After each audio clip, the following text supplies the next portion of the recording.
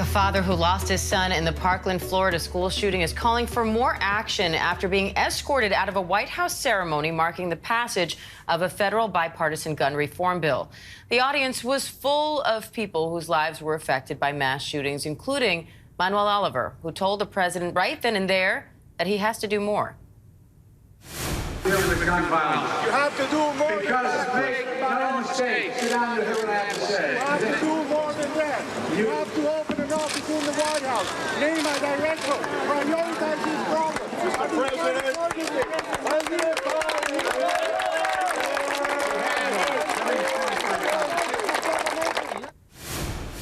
And Manuel Oliver joins me now for more on what happened there yesterday. Manuel, thanks for being here. What made you speak out at this event in this way? I'm not planning these kind of things.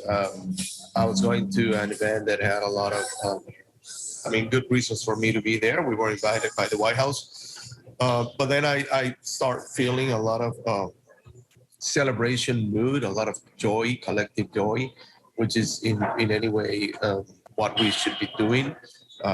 There's people dying every day, and just to mention Uvalde, you can see these mothers not even understanding what happened a little more than a month ago. So there was a lot of frustration. I lost my son, as you know, and it was the right moment to tell the president what I'm asking for. I tried to contact him before. Sometimes I was lucky enough to have a little chat with him, but it's been a while. And this is an urgent call to action.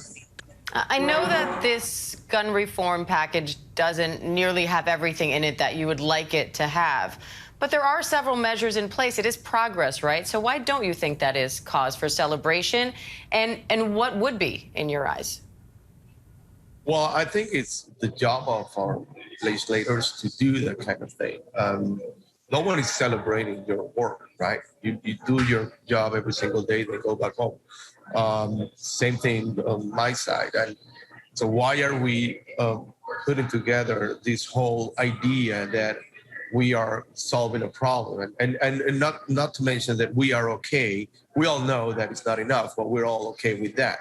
Why are we reacting in such a passive way to gun violence? Why is it that it's not enough? President Biden was very clear, asking for what he wanted in that package of bills. He wanted a ban on assault weapons. He wanted a universal background check. And he wanted to raise the age. But guess what? I agree with all of those. In addition to that, I think that we should have an office in the White House. So I don't buy the idea that we should be good and let's all clap and be okay because this is a big step. It's not. It's a part of a process, and we need to keep on fighting for big steps. Now, federal legislation is up to Congress, so why are you directing this message to the White House? Because what I asked directly to the White House has nothing to do with Congress. The president can open this office, and I insist gun violence and victims of gun violence have no one actually working in 24/7, 100% attention in that issue, in that matter. You see how the whole nation created a group of people for COVID, and we had a department getting involved. And you know what? Those things work. And it will be a call directly from the president. It has nothing to do with any member of Congress or Senate. It's a very easy demand, and ask for the president to go ahead and do it. I think it's a valid option, and he should not ignore it. Manuel, have you heard from the administration since the event?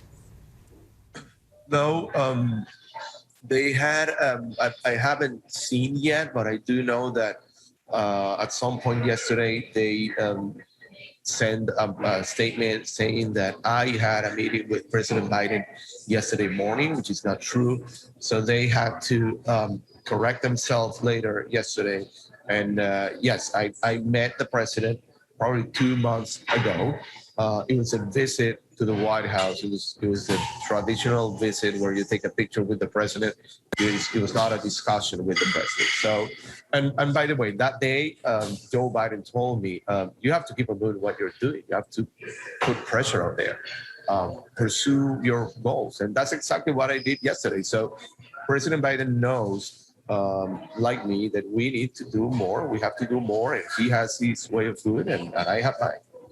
And Manuel, what kind of advice would you offer to the sadly many parents out there who are living through the same experience that you went through and are living through, having lost your son in a mass shooting at his school? What's your advice to other parents who are dealing with that and still struggling with this grief? Yeah, that's a very personal reaction, right? As a parent, you have the right to do whatever you want. In our case, we're trying to honor Joaquin, fighting back a battle that we did not start, and we're willing to keep on doing that. I like to think that I'm still Joaquin's dad. Patricia likes to think that she's still Joaquin's mom, and that's why we do these things. If I need to interrupt the vote, I will. If I need to interrupt another leader, I will, if the moment serves me to say something that is really important. So my advice is just raise your voice. We cannot fight back at the injustice of losing our loved ones by showing our faces once a year with an orange t-shirt on. It requires more than that. So we have to get involved and do a little more ourselves. All right, Manuel Oliver, we appreciate your time as always. Thank you. Thank you very much. Hi, everyone. George Stephanopoulos here. Thanks for checking out the ABC News YouTube channel. If you'd like to get more videos, show highlights, and watch live event coverage, click on the right over here to subscribe to our channel. And don't forget to download the ABC News app for breaking news alerts. Thanks for watching.